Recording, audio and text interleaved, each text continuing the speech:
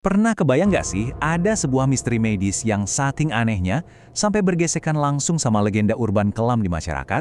Nah, selamat datang di pembahasan kita kali ini. Hari ini kita bakal membedah sebuah kisah mencekam dari Sumatera Barat. Kita akan merunut bareng-bareng kejadian ganjil yang menimpa sebuah keluarga, murni berdasarkan kesaksian dan sumber-sumber yang udah kita himpun. Yuk, langsung aja kita mulai. Sebagai permulaan, coba deh kita tanyain satu hal medis yang benar-benar bikin garuk-garuk kepala. Apakah mungkin seorang manusia hamil sampai 15 bulan? Serius, ini bukan salah ketik atau hiperbola loh. 15 bulan ini adalah rentang waktu nyata yang dialami oleh seorang ibu dalam kasus yang bakal kita bedah sekarang. Kita masuk ke bagian pertama, kehamilan yang ganjil menentang logika medis. Di sini kita bakal lihat kondisi nggak wajar dari seorang ibu yang baru aja pindah ke rumah kontrakan baru pas dia lagi ngandung anak keempatnya. Yang bikin merinding itu pas kita bandingin ekspektasi medis sama realitasnya.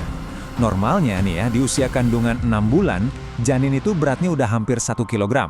Tapi dari sumber yang kita pelajari, dokter nemuin fakta kalau ukuran janin si ibu ini cuma sebesar katak. Bayangin, sebesar katak. Pertumbuhannya kayak tiba-tiba berhenti total secara misterius.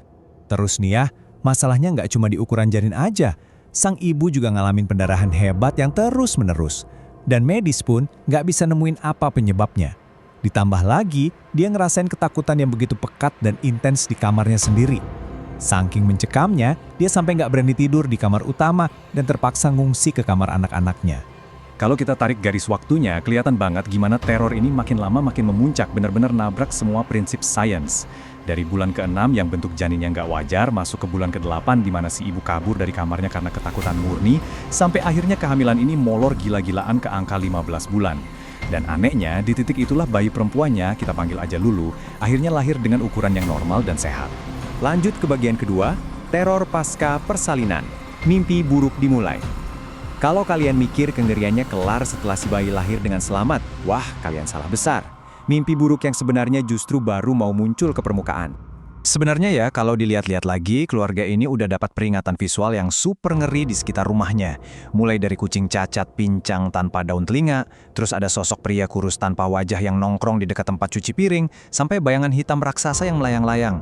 Tapi ya, namanya juga orang capek, mereka mencoba merasionalisasi semua itu dan milih buat nggak ngehirauin tanda-tanda ini. Krisisnya benar-benar meledak waktu baby Lulu yang baru umur 2 bulan ini tiba-tiba menjerit kesakitan. Dan jeritannya itu bukan jeritan bayi biasa. Di depan mata keluarganya, tiba-tiba muncul cekungan fisik yang dalam banget neken kepalanya, kayak ada yang meremes dari luar. Gak lama, cekungan aneh itu nyebar ke perutnya, bikin kulit si bayi langsung berubah pucat dan membiru. Masuk ke bagian ketiga, hadirnya palasik kuduang, diagnosis kultural. Karena udah bener-bener putus asa dan kehabisan akal secara medis, keluarga ini akhirnya manggil kerabat mereka yang punya kepekaan spiritual, yaitu Paman Rusli. Nah, ini dia poin krusialnya. Paman Rusli ngasih diagnosis yang sukses bikin bulu kuduk merinding. Dia bilang keterlambatan janin sampai 15 bulan, plus serangan fisik yang tiba-tiba tadi, itu bukan anomali medis biasa. Baby Lulu ini dari awal emang udah diincar dan diburu. Buat yang belum tahu, berdasarkan cerita rakyat lokal Minangkabau yang kita bedah, palasik kuduang ini adalah wujud ilmu hitam yang sangat ditakuti. Wujudnya itu kepala terpenggal yang melayang-layang tanpa badan. Entitas ini tuh spesifik banget, nyari mangsa wanita hamil dan nyerap energi dari bayi-bayi yang rentan. Ini seketika ngejawab kenapa si ibu ngalamin pendarahan dan penyusutan janin yang nggak masuk akal tadi. Tapi yang jadi pertanyaan, gimana sih caranya keluarga ini bisa tahu kalau mereka lagi aktif diintai sebelum serangan mematikan itu kejadian? Apakah ada semacam tanda yang mereka lewatin begitu aja? Ternyata kepingan teka-tekinya ada di sini. Ingat kucing pincang aneh tanpa telinga tadi?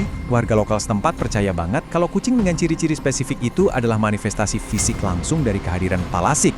Ibaratnya, itu adalah tanda peringatan darurat kalau entitas tersebut udah masuk ke teritori mereka. Tapi sayangnya, dampak fisik dan supranatural yang dialami si bayi udah terlalu parah.